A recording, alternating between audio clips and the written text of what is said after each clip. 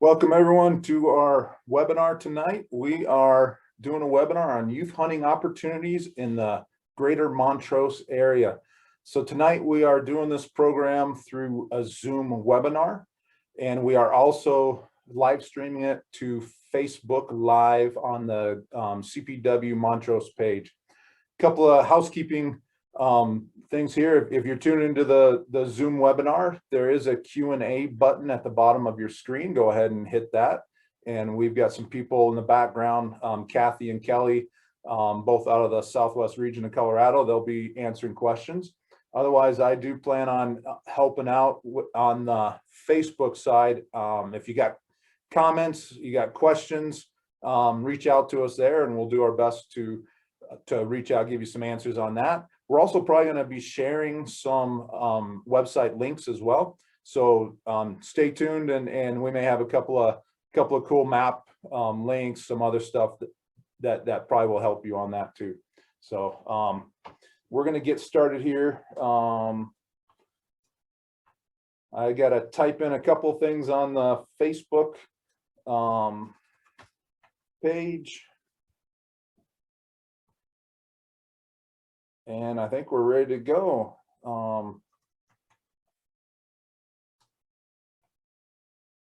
So Mark, why don't you introduce yourself real quick, who you are and where you're at? Yeah, my name is Mark Richman. I am the Delta District Wildlife Manager. And so I cover parts of Unit 62 and 411 and 64. But Area 18, which is the Montrose-based office, we cover all the Uncompahgre Plateau, so that's 61 and 62.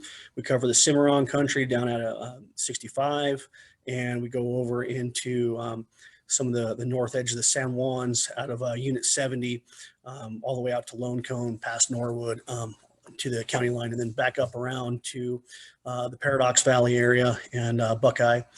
So we cover a pretty wide area, and so we've got quite a few different options here. Plus, I work quite a bit up in the North Fork as well, and up towards Grand Junction on occasion too. So I've got a fair breadth of knowledge when it comes to some of these areas. And so we're going to talk about quite a bit in and around Delta and Montrose, the Uncompahgre Plateau, and then a little bit out towards the Cimarrons and Gunnison, as well as down out of Norwood. So we're going to cover a little bit of that on the big game side of things, and then spend a lot of time talking about opportunities in and around the Montrose and Delta area as well for some small game stuff too. So we got kind of a broad number of things to cover here tonight. Great, glad you could present to us. And like I say, we're trying to learn a couple of new things on Facebook Live, so I'm going to be working behind the scenes, hoping that we got some things going. But yeah.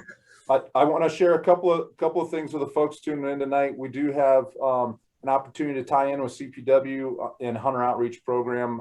We've got an Instagram page called Hunting in Colorado, all one word. Feel free to check it out. Follow us if you want. We also have a Hunter Outreach page on our CPW website. So if you're interested in learning more about hunting, we've got a lot of resources available to you. So on our CPW page, just do a little search for Hunter Outreach, and we got a lot of information for you. With that, Mark, I think you've got a lot of information to share with us on some big game hunting opportunities in the greater Montrose area. Do you want to jump on that? And You bet. Yeah, let me just kind of talk about what we're going to cover.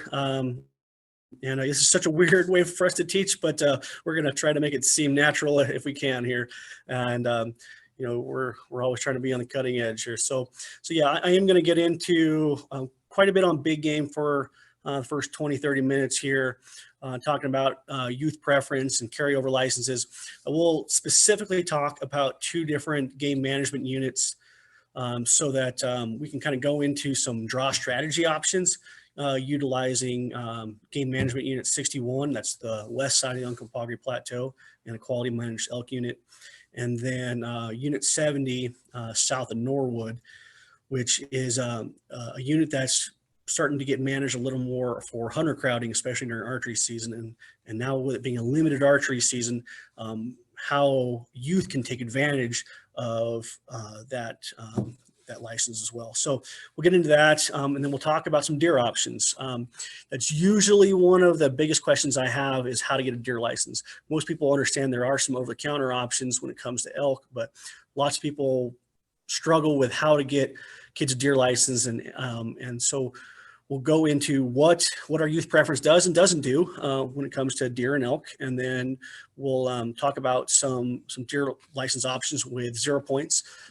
We're assuming that if you're watching this, you're starting out brand new here today. So, and then after that, with the big game stuff, we'll get into some small game things. I did specifically want to talk about Escalante State Wildlife Area, out of just west of Delta, about 7 miles west of Delta.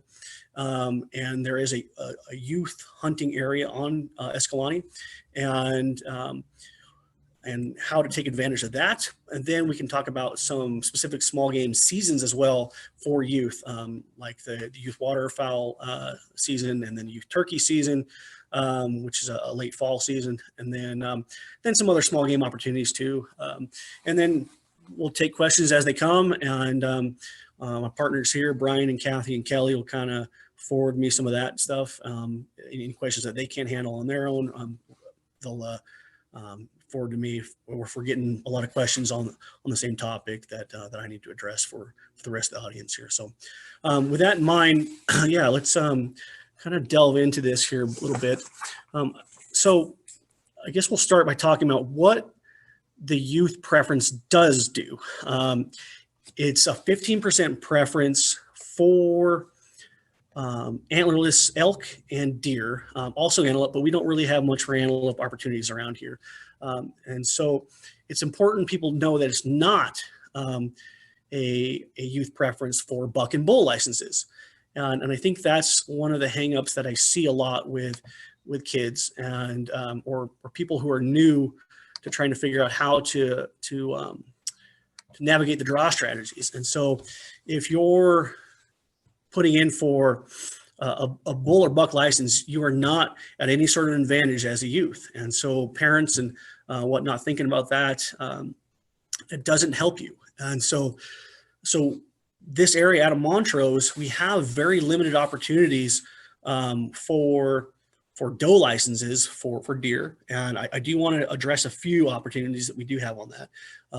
But so we need to figure out where there's some underutilized or lower demand tags in order to get licenses in kids' hands, so we have the opportunity to go hunting. And over-the-counter hunting is always an option, but it's a low success option and high pressure season. And so I would generally recommend against that. And so with that in mind, I really want to focus on two areas where we can really utilize that antlerless preference. And then there's some special antlerless preference out of some neighboring units out here that I do want to talk about as well for deer, because we just don't have any public land doe hunting in the Montrose area. So it's important that people understand that. I will get into some private land stuff though. And then talking about how an unfilled license can carry over. So this does not apply to over-the-counter licenses. There's definitely a lot of confusion out there when people get over-the-counter archery license or an over-the-counter bull tag, thinking that license will then carry over into later seasons. And so, especially looking at the youth hunting guide in the big game brochure, there's some confusion because you see a whole series of units highlighted and you're like, oh, well, that's an over-the-counter unit, and thinking that that's going to help you. So I really want to really stress that you have to get a limited antlerless license in order to take advantage of the carryover option to be able to hunt these later seasons. Now, we don't have a late public land season, so something after fourth season. And this year, fourth season goes as late as it's ever going to go, at least within the current structure. So it's going all the way into Thanksgiving. And so our fourth season is pretty late as it is. So, but there are no December public land seasons around us right now. So These licenses will not allow for any of that. There have been some December public land seasons that have come and gone in some of the neighboring units as the elk populations have come in closer to objective. So we don't do many of those things anymore. So it's important you know what is available and what is not available. And so in general, the way I steer folks, I really try to encourage folks who are applying for a license for their child to focus on muzzleloader season and first season for a cow license, as those two options are really a good time to be out. Pretty mild weather typically in mid-October, and excellent weather, of course, in mid-September. And those are generally pretty easy to draw, with one major exception, and that's unit 61. So we are going to talk about 61 in a bit here. And so I just wanted to bring up the fact that 60, 62, 65, these are all good, solid options around us for first season or muzzleloader season for a cow license. And with 0 points, you're likely to draw it. I can't guarantee anything. And you know, license numbers change every year, and demand changes every year. So who knows, you know, if this talk is going to change demand as well. But you know, we're just going to try to put out some options for you guys, and it's a good solid option for 60, 62, 65, 70, if you want to go for one of those units around us. But I have some better options in mind, and that's what I really want to get into. So let me see if I can move on. Here we go. All right. So your best opportunity to get into elk, to see elk, experience some rutting activity, and running roughly double the success rate of all of the neighboring units, is going to be Game Management Unit 61. For those that don't know, that's a quality managed unit on the west side of the Uncompahgre Plateau. And so Divide Road splits the Uncompahgre Plateau into an east and west side. 62 is a very, very, very popular unit. And it's the most heavily hunted archery unit in the whole state. Year after year, it is tops in terms of archer numbers. And so something to keep in mind, and a lot of that pressure does push elk over into 61. And so there's pretty good numbers of elk to be found there. Lots of glassing opportunities as well if you're looking for that, with some pretty steep sided canyons that allow you to glass across. And yeah, you can get into elk that are bugling in the muzzleloader season, and you can get into elk that are still bugling into the rifle season. So it's a great way to be able to actually find elk. But what's important to know is that unfortunately, first season is a super popular season, and even with the youth preference, you can't draw that, or in the past, you've not been able to draw that without preference points. And so if you're starting new from scratch, you're going to have a hard time getting your hands on that license. But the muzzleloader license is a carryover license. If you draw the muzzleloader elk license or antlerless elk license, there's really good odds to draw that. It's not guaranteed. You do need to put in for first choice. But that license, if you don't fill during muzzleloader season, carries over into first, second, third, and fourth season. So you have a lot of options to continue hunting throughout the year if you have that time and budget for more than one hunt a year. If you've only got the one hunt budgeted, you know, second season would make a lot of sense for a lot of people. But as you can see, the odds are a bit lower because it's got 2 weekends. Muzzleloader, though, has 2 weekends also. And so I'd really, really encourage you to think about the muzzleloader license first season as a solid option for youth. And it's going to get into rutting animals, and you're going to see a lot of elk. Now, you don't fill it, that's okay.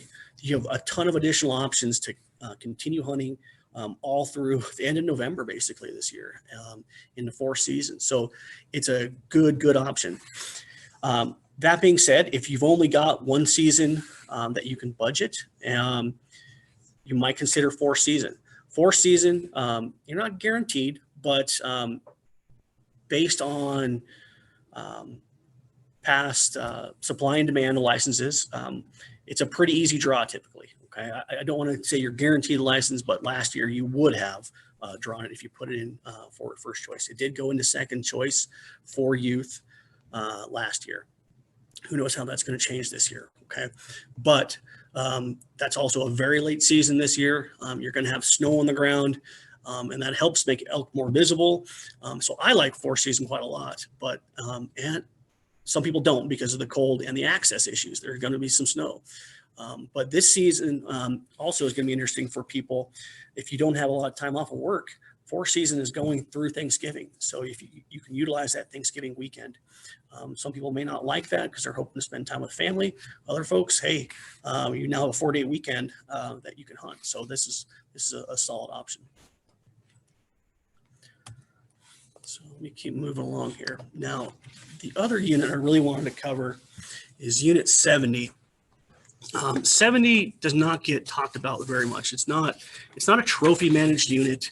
It is, however, being managed for hunter crowding, and with hunter crowding in mind, and some low calf recruitment, Unit 70 and really all the units surrounding Durango, so 70, 71, 711, et cetera, all went limited last year for archery season. And when that happened, they created both a bull and a cow license for archery. That now creates a unique opportunity for youth, even if this wasn't necessarily what was intended, but it does create this opportunity for youth to be able to draw that archery antlerless elk license. And now you can hunt all the subsequent seasons. Now, understand that archery season straddles muzzleloader, so you cannot hunt muzzleloader season with that archery license. You can, of course, draw the muzzleloader license, and that's an option too. But this is a very easy to draw license, or was last year. It was in fact, it went all the way into leftovers, and so this is an excellent opportunity to then be able to hunt during the first rifle season, second rifle, third rifle, fourth rifle for cow elk, not just in Unit 70, but 71, 711, 72, and 73, which are all highlighted on the screen. I think this should show my cursor. I'm following, circling all these other units that are in light blue. And for those of you who don't know, so Norwood, it's south of Norwood, and that's Lone Cone that's also pictured here on my screen. There's quite a few elk in and around that area. There are some high elevation private lands to be aware of, but there's also quite a bit of public land and some backcountry public land if that interests you. Oftentimes it doesn't interest youth, but for those who are interested in getting a few miles from a road, there's certainly opportunities for that too within Unit 70. And so I really think for somebody looking for an easy to acquire license, this is something you ought to think about. And if you're contemplating putting in for 61 for some of these seasons that you are not guaranteed to draw, you might consider Unit 70, especially this archery license, as your second or third choice. So between one of those two options, you should get quite a few different places to hunt and all season to hunt essentially. So anyway, it's a unique twist to what's available now. In addition, so I don't know where all my audience is going to be here tonight, but that same concept is available out of all of Durango. So in 74, 741, 75, 751, 77, 78, all those units between Durango and Pagosa as well can utilize that same strategy if you're interested in putting in for a limited archery antlerless elk license. So with that in mind, so let's talk deer. This is one of these things that people really want a deer license, and I really encourage deer licenses for youth. It's a much higher success hunt statewide. We're looking at about 20% elk success statewide, but we're looking at about 40% deer success statewide. Plus, they're physically easier to manage. They don't tend to run as far or as fast when spooked. And there's just some aspects of hunting them that make them easier to hunt for youth. And I really, really, really want you guys to think about that as well. Certainly, there are plenty of options with over-the-counter elk licenses. We can add that on to a deer hunt that you can consider depending on where exactly you're hunting. So that's always a strategy to get more licenses in your hands while hunting. But I do want to point out some buck license opportunities. And then locally here out of Montrose, last year we had a new license that we call the Valley Deer Hunt. And I do want to talk about that a fair bit. It's a pretty unique opportunity. And then I do want to talk a little bit about some private land doe hunts. So for starters, remember, there is no youth preference for buck deer, okay? So you are going to be competing with adults as well for those same licenses. That being said, it doesn't mean these licenses are impossible to get. You just got to know where to be applying, okay? And so I created this table right here to give you some ideas locally, circling the Montrose and Delta area, thinking about what kind of odds you're looking at with 0 points going in for a second season buck deer license. The reason why I'm talking about second season is in most units, that is the season with the most opportunity, the most number of licenses that are put out.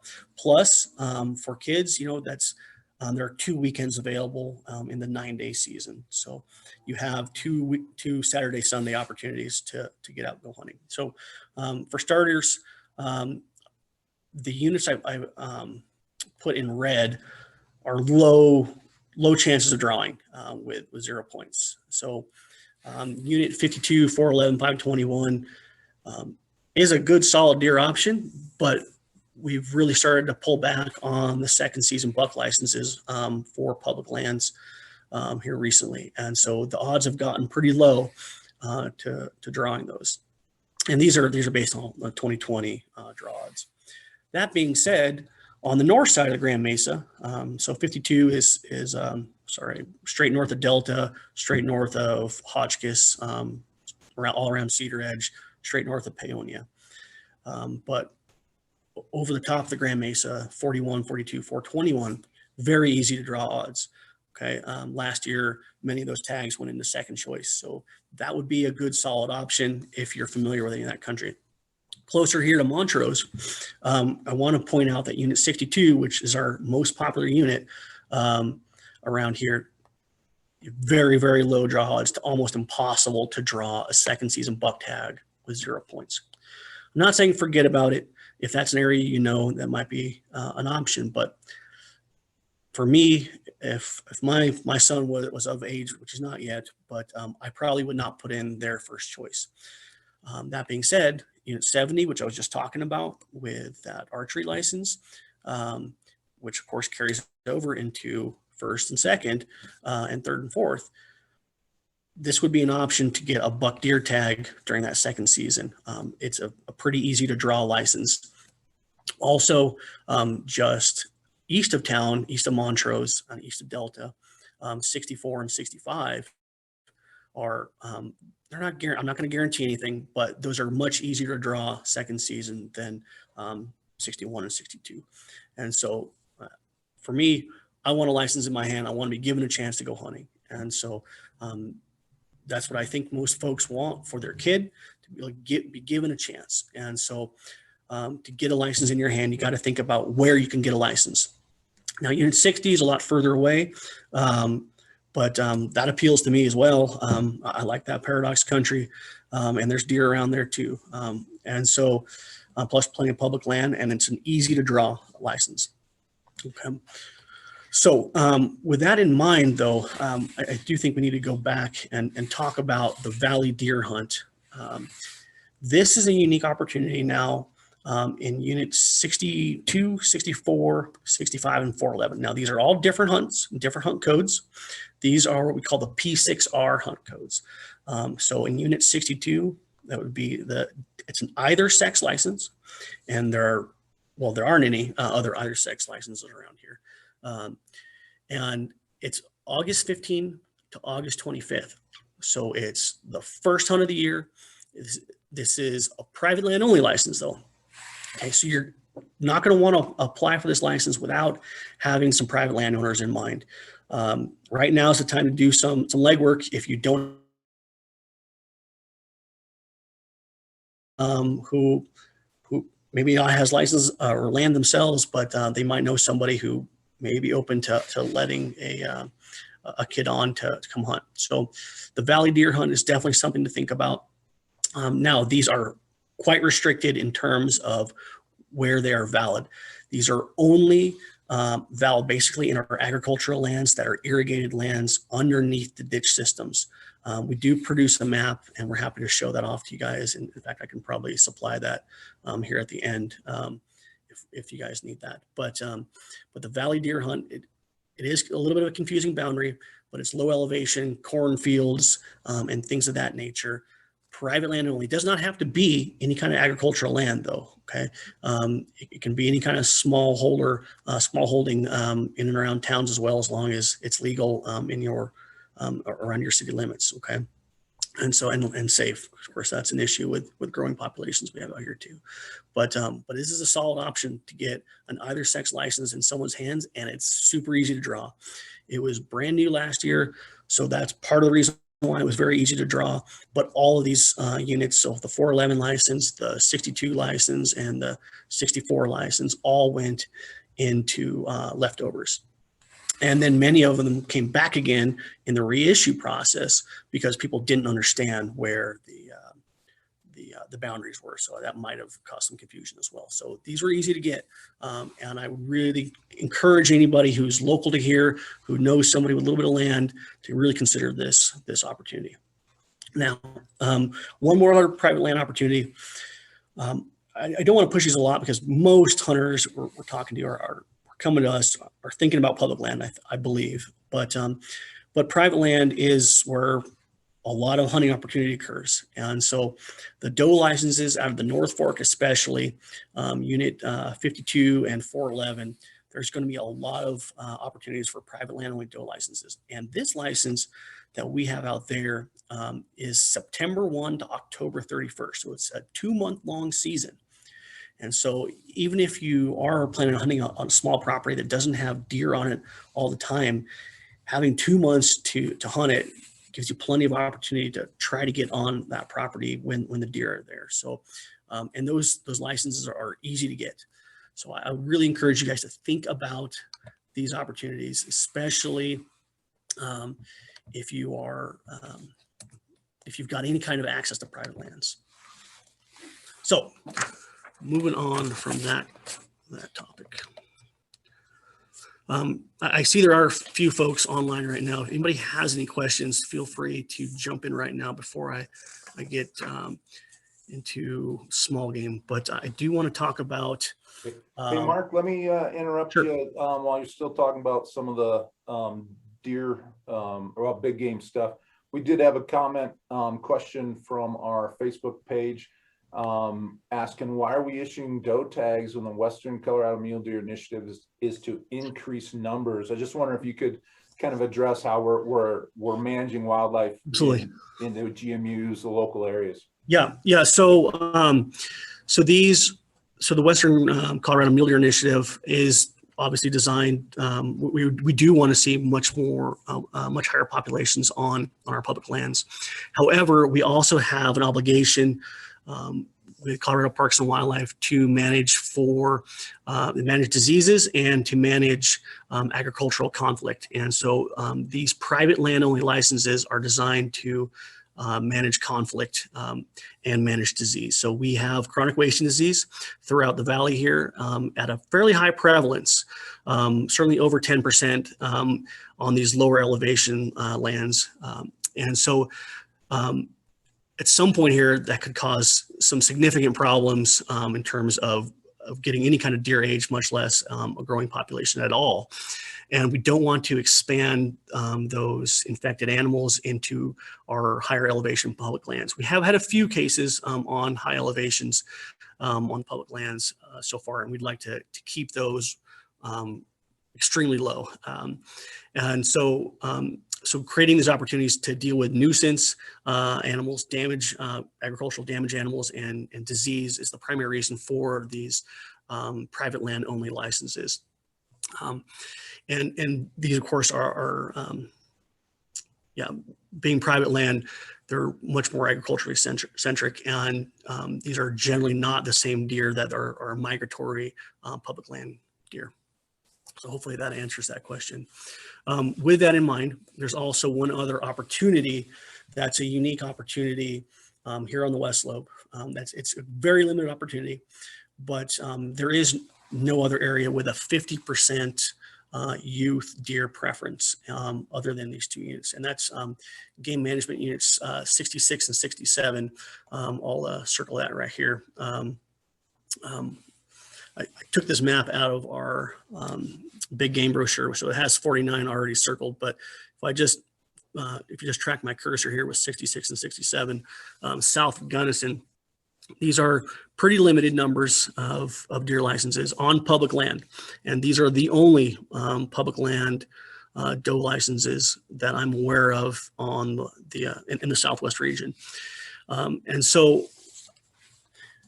you still need to put in for it first choice if you're interested, but with 50% of those licenses going to youth, they can still be drawn with 0 points. And so, and these are quality deer units.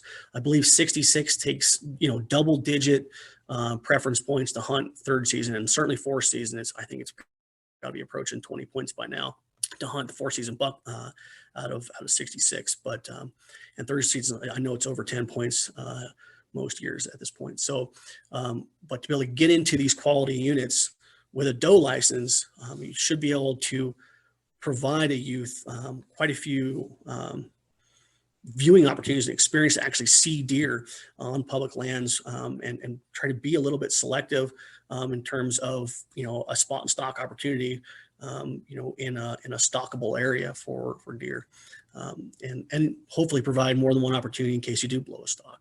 So that's a really cool option for folks who, and it's not well known.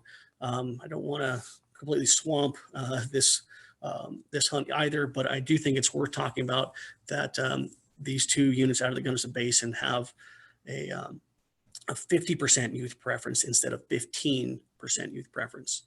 And as opposed to up here, if I show off unit 41, 42, and 421 outside of Grand Junction, which still have some public land doe licenses. This is not technically the Southwest region here at this point for our purposes, but it now takes 3 points for the 3 preference points for a youth to draw one of those very few public land doe tags. You see what kind of demand there is though for these public land doe tags, and taking 3 preference points for 12-year-old means what you're gonna be 16 by the time you actually get to hunt a doe on public land. And so there's just very few opportunities for this, because there's the questioner here a few minutes ago was asking about our declining deer population. There's just not many opportunities for this, and likely won't be very many opportunities for this in the future. But we do want to create some of these minor opportunities here and there and highlight them where we can.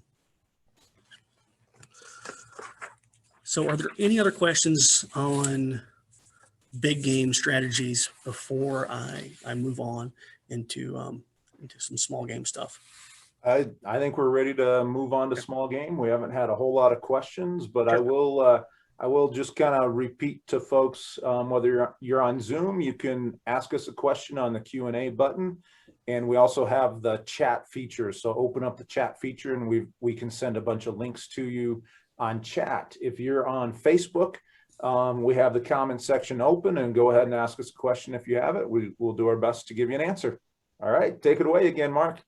Thank you. So the next thing I want to focus on is the lower Rubidoux tract on Escalante State Wildlife Area. We're going to talk primarily about small game hunting here, but there is one other big game aspect to this. And for the 8 years I've been here in Delta, I tell you what, the youth area on the lower Rubidoux tract is probably one of the most underutilized properties we have, or portions of a property. It's a fairly heavily hunted property, but that portion is very lightly hunted. And we do manage it specifically for small game hunting, waterfowl and doves primarily. We do have some food plots that we grow various things like sunflowers and weed or triticale to attract doves, and then it's mowed down well prior to the season. And so it's really a good spot to focus on doves. And sorry about that. Unfortunately, though, it just doesn't get used as much as I think it should get used. And this year, the dove opener, and I've been telling my hunter education classes for years, I'm happy to write a note to help them skip class on September 1st. And September 1 is the dove opener every year, and it lands on a Wednesday this year. So I suspect, once again, it's going to be underutilized. And it's generally in the mornings, but in the afternoons, sometimes you'll have a few kids showing up on a weekday to hunt there. And the rules for hunting there on the youth tract is you can only have one adult hunting mentor per youth. Okay, so if you're going to have two adults come, you're going to have two hunting kids as well in order to be able to hunt on the property. And it's a shame it's not hunted as much. And I've certainly seen kids hit their bag limit, which is 15 doves on opening day there. But that's when it was on a Saturday, and kids were actually hunting on a Saturday or Sunday. But even when September 1 lands on a Saturday or Sunday, I see very few kids hunting there. And it's really a shame. And it's something I really want to highlight here with this talk, that we do want kids to take advantage of this opportunity. But with that in mind, it's not just for doves. There are several ponds off of Rubidoux Creek within the youth area on Lower Rubidoux Tract that fill up here throughout the summer and maintain water into about November, certainly through October. And so with that in mind, there's several early waterfowl opportunities that the kids can take advantage of. There's a youth waterfowl season, and I'll talk a little bit more about that here in a second in terms of the dates. But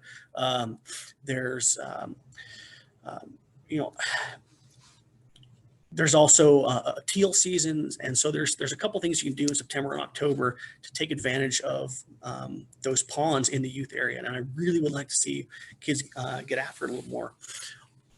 In addition, this property has a lot of turkeys on it, right in that particular spot. Now, the property is not open it's not open during the spring turkey season, but it is open during the fall turkey season, and the fall turkey season overlaps with dove. And I've seen several folks who know about the turkeys ahead of time actually manage to take advantage of that, and while out dove hunting, also manage to take a turkey. So it's a pretty unique opportunity to be able to turkey hunt and dove hunt at the same time. And then lastly, now this is Game Management Unit 62, so the license is hard to get, but there are deer on this property as well. And I have literally in my 8 years never checked anybody deer hunting in the youth area. And that's a shame. That's a shame. There are deer there. And it's really something that I wish kids would take better advantage of. And so I'm hoping to make more kids and their parents aware of that, so that we can actually get a little success under their belts on some public lands that are just outside of Delta. And so anyway, it's a neat property that we've done quite a bit of habitat management on, and we really want to be able to highlight some of that stuff for kids. With that in mind, I do want to talk a little more about the youth waterfowl season. I think a lot of folks also in my hunter education classes don't realize that small game does not have a minimum age. So in order to get your hands on a small game license, all you gotta do is pass hunter ed. And so So there's no minimum age to get started, and certainly in and around Montrose and Delta, there's a lot of waterfowl hunting to be had, and so to get out there and take advantage of that is a great way to get started hunting and getting used to all the things that go with hunting, getting up early and staying out a bit late and maybe getting cold, wet, and tired, and learning to be patient as well. So, but if you don't want to get cold, there's always some of these earlier season opportunities. And so I did want to show or talk about the youth waterfowl season just a little bit. And so this year, I suspect the dates will be October 23rd and 24th. And so it's going to be one of these. So October 23rd, 24 is probably going to be the season. It's not official yet. These are tentative dates, but that's a pretty good time to be out hunting. Anyway, so, and then there's also the early goose season out here on the western slope. There's a September 1 to 9 early goose season. So there's not a ton of corn cut by that season, but there's quite a few geese in and around some of our larger lakes. And so I would highly encourage you guys to take advantage of that. Plus along the rivers. And it's a really, really mild season to be out hunting waterfowl.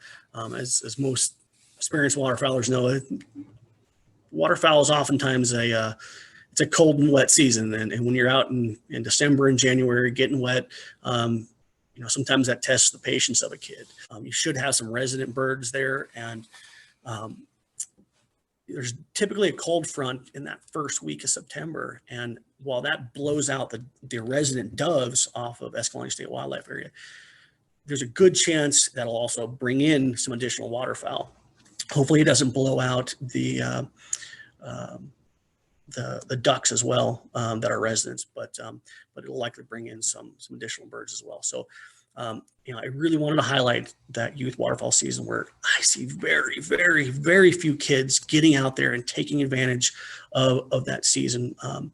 And so just once again, October 23 and 24 is the youth waterfowl weekend. But then there's the early goose season, probably September 1, September 9th. If there's no other questions on waterfowl, I'll move into just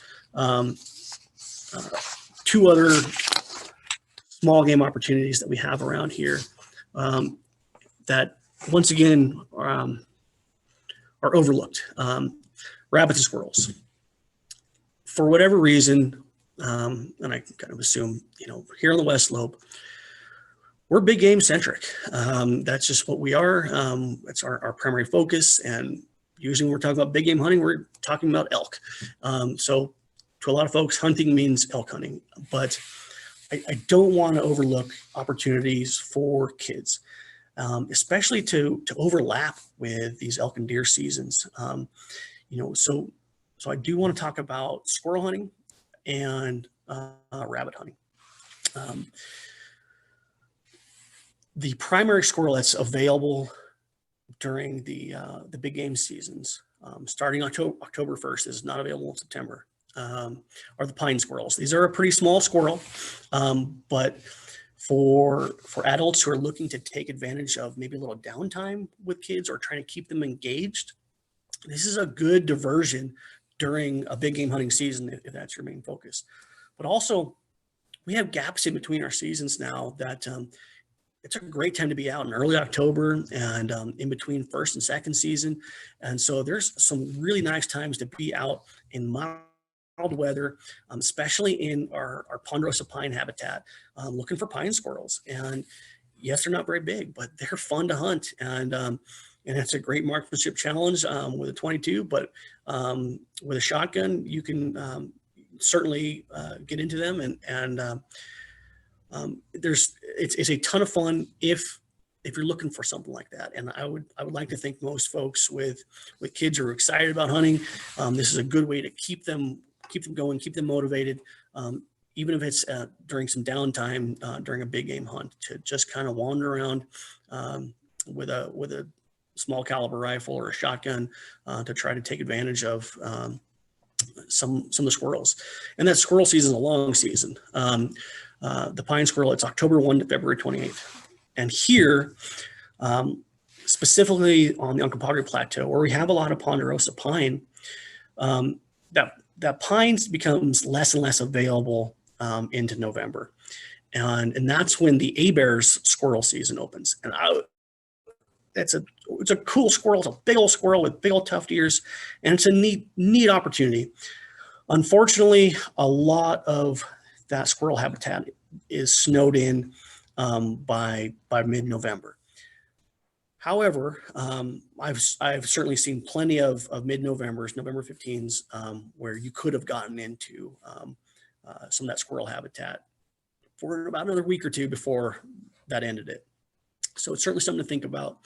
And then our A-bear squirrel season ends January 15th. So there's not many places around here on the west slope where you can access ponderosa pine habitat January 15th. So that's just the reality of it. However, say a mild snow year like this year, you can get back into some ponderosa country again by the end of February. You're probably not going to see very many squirrels out, but you might try it. And that brings up the other idea of rabbits. Rabbits, cottontail rabbits and snowshoe hares are certainly available throughout the winter. And there's low elevation opportunities and high elevation opportunities. And so they're pretty widespread around here. And I always loved rabbit hunting when I was learning to hunt, and it's just a good, fun way to stay active and busy and provide some great meat. And it's a fun thing to be able to track as well. And so a lot of that same ponderosa country can have rabbits in it. But down low country, after any kind of good snow, I'd highly recommend this Peach Valley country just to the east of Delta and Montrose as a solid option on BLM land where you can find some fresh tracks and kick up a rabbit. And any dog is generally inclined to chase rabbits. And if you don't want to do that in front of youth, if you're worried about dog getting shot, I understand that. But I've certainly found plenty of opportunities at a rabbit where the dog didn't know where the rabbit was and wasn't directly chasing it. And so there were opportunities, but they are rushed opportunities to shoot a stationary rabbit with a dog. But certainly to be able to track and kick around the bushes and to stay active throughout the winter in low elevation country, that I would highly recommend considering rabbit hunting. And not just in that Peach Valley area. There will be more consistent snows a little bit higher up around the Government Springs area, Sawmill Mesa, Transfer Road. Those are all solid options. 25 Mesa gets hit pretty hard throughout the wintertime. And I don't see very many rabbits there, but some of the roads to the north and south there, I do see some rabbits, plus that Peach Valley country. So definitely something I highly recommend you guys not overlook. And unfortunately, I feel just with my 8 years out here, I kind of feel like it's not taken enough advantage of to these squirrel and rabbit opportunities. That being said, turkey is a hugely popular thing out here, and the youth turkey season is something that's not well known though. Most people think of turkey as a spring opportunity. It's the first thing you get to hunt throughout the year. And certainly the Uncompahgre Plateau around us is a popular spot for that because we do have solid turkey populations. However, I wanted to focus on the youth aspect of turkey hunting.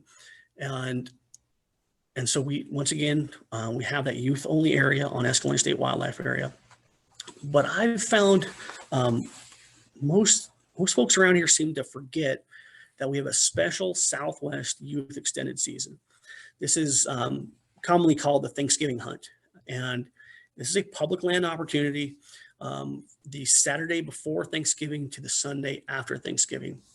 This year, that's going to be November 20th to 28th, and that also overlaps November the fourth rifle season, which is November 24 to 28. Also, once again, we still have that A-bear squirrel season opening November 15th. So you've got a couple different opportunities to be able to take advantage of if you want to be out late around that Thanksgiving time.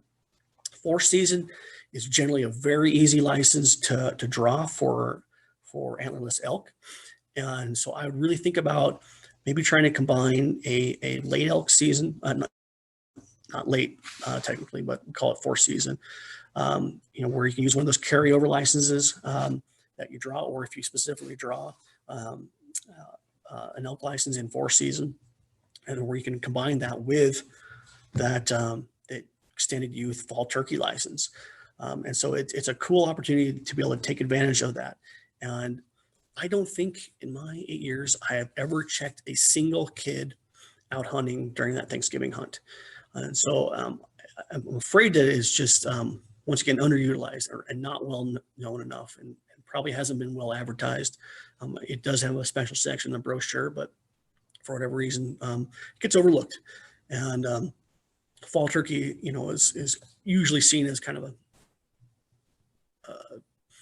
a species of opportunity, rather than a focal species, and that's fine too. But for whatever reason, people seem to overlook that you can hunt fall turkeys with a rifle, and certainly you can combine that with a big game opportunity as well. And because it overlaps our 4th season this year, I would think that some kids ought to be able to take advantage of that.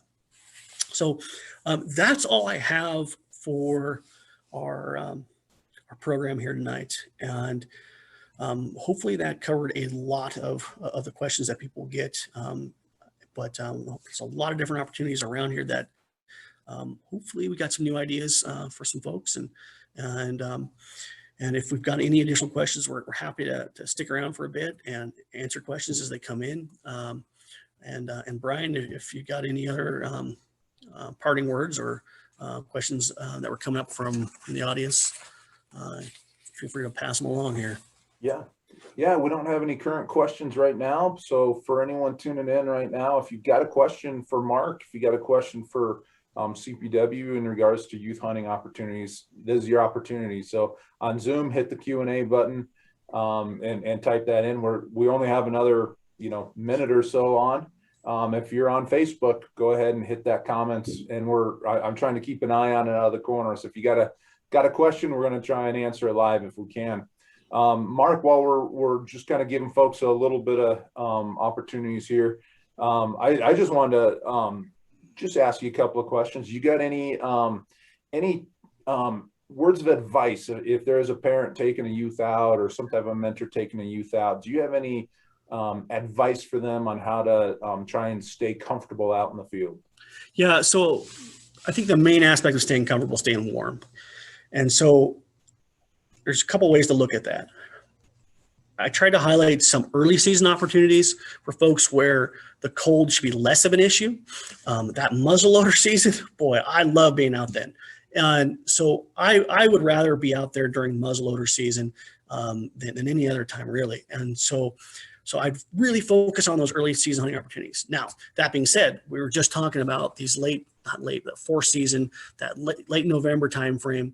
And yeah, it can be cold and there can be a lot of snow then. So, gear doesn't have to be fancy, but it does need to be waterproof. You're going to be in the snow, get some waterproof gear. That's going to minimize how cold the toes get. And then dress warm, and take breaks. And don't be sweating too much, and hiking your child half to death in knee-deep snow. So pick your battles. If you are going to be out in the later seasons, hand warmers, toe warmers, good gloves. Kids don't need to be able to shoot with their gloves on. You can take that off when they're actually ready to shoot. Put some good gloves or mitts on them, and so that's a good solid way to do it. But yeah, I there's plenty of opportunity, and then like I said, pick your battles. You don't have to be hardcore. You can make this as casual as you want with kids, especially with these small game opportunities. They get cold, go home. Okay, it's not the end of the world if we can't keep hunting. And I know we've talked about some of these things here, Brian, where making it fun as you're heading home too, where you can have a good meal, a hot meal. Eating out is always a special treat to kids, right? And so trying to find a good way to warm up, get some good food in your belly. My wife's from Alaska, and her dad will always keep a little little stove with them, and would heat up a can of soup under a blanket with them while they're huddled up moose hunting. And so, I would heat you directly, plus get some warm food in you and kind of share a special moment, eating something while you're hanging out, waiting for an animal to walk in front of you. So there's lots of ways to make it fun and keep it casual without worrying too much about spooking game and putting pressure on a child to harvest. And so, but what I tried to highlight was some of the opportunities also where kids want to see game. And so get them in a good place. And that's where I really wanted to focus on 61, where you're going to see, I can't guarantee anything, right? But you should see some elk in 61, and putting in for that muzzleloader license and getting out that time where you're bugling animals, or in the first rifle where they're still bugling in 61, and where they're hearing and seeing game and still plenty warm, plenty mild. Yeah, they're probably going to struggle sometimes to get up at the crack of dawn to get out there. If that's where your kid struggles, then maybe focus on staying out a little bit late. If kid's getting tired, come on in. Okay. But, planning on being out for a full day in cold weather is, with a young kid that's not used to that, can be a challenge sometimes. So just plan on half day opportunities and coming back from the field, either it's just to your car, or if you have a camp set up, it's a good way to warm up and get their mind right and change the subject for a little bit. Yeah, good advice, Mark. I agree with everything you said there. I think hand warmers, toe warmers are some great inventions that I wish I had growing up. I remember freezing my fingers and my toes off, duck hunting in freezing cold weather. And I still had a wonderful time out there, but it was tough to hunt as a kid. It was tough to get excited to go again, knowing I'm going to freeze my fingers. Yeah. So yeah, be prepared when you go out. I agree. Every single time I've taken my son out hunting, every single hunt, we finish it up with some type of a meal on the drive home. We're building memories. We've left, a lot earlier than I was ready to go when he was younger, but I've invested my time, and I look at it as I'm investing in building my favorite future hunting buddy. Yeah. And when I look at it that way, it's okay if I don't get a full day hunt in, if I'm only getting a little bit of time. But those youth, they grow up so fast. My youth isn't a youth anymore. He's outside the youth age, and now he's a young man, and he still loves to hunt. And I'm looking forward to opportunities where he and I are hunting more on an equal level, as hunting partners, hunting buddies. So it doesn't look like we have any questions right now. So with that, I want to say thank you, Mark, for sharing your expertise in the local area out there. For folks that are tuning in, Montrose and the greater Montrose area, there's a lot of good information that Mark has shared. There's some fantastic opportunities to go hunt, to take youth out hunting. And like Mark says, there's underutilized areas. So if you want to get your youth out hunting and have a special day, take advantage of those youth properties, take advantage of the seasons, take advantage of all those small game and big game, the youth preference. There's a lot of ways to get the youth out hunting in Colorado. Invest in them now, and I think it'll pay off in the long run. So with that, Mark, do you have anything else to share? No, I've got nothing else there. I guess one other tweak, I know while we're Colorado Parks and Wildlife, don't forget the neighboring states. There's hunts that don't infringe on our big game seasons, and ways to take advantage of different seasons out there with some of our neighboring states too. And it's something that I've done with my son, who's only 4 years old. He's tagged along on antelope hunts. He's tagged along on deer hunts. He, ever since he was 6 months old. So, finding mild seasons to get out there, that don't conflict with the seasons here in Colorado, has always been a goal. And so there's lots of different opportunities out there. And so don't forget to look around a little bit, and try to find some additional opportunities. And anyway, once again, thank you guys. Thank you, Brian, for hosting this. And I was glad to be able to share all this, and hopefully this was helpful to our audience here. Yeah, great. Thank you, Mark. for everyone that's out there buying hunting and fishing licenses, I just want to say big thank you for doing that. Colorado Parks and Wildlife relies heavily on the license revenue that comes in, hunting and fishing licenses, and that helps us manage wildlife, both game, which we get to go hunt and eat, but also non-game that we just get to enjoy. We also, you know, we have habitat improvement projects. We deal with nuisance wildlife. We also, right, like through the license funding, we also provide opportunities and locations for us to hunt and fish on. So when you buy those licenses, just remember that CPW is reliant on you, and thank you so much for buying those licenses. If you care about wildlife and places to go and to hunt and fish and just enjoy wildlife, thank you, hunters and anglers, for helping to fund that. So with that, we're going to sign off. Have a wonderful night, everybody. Thank you for joining us.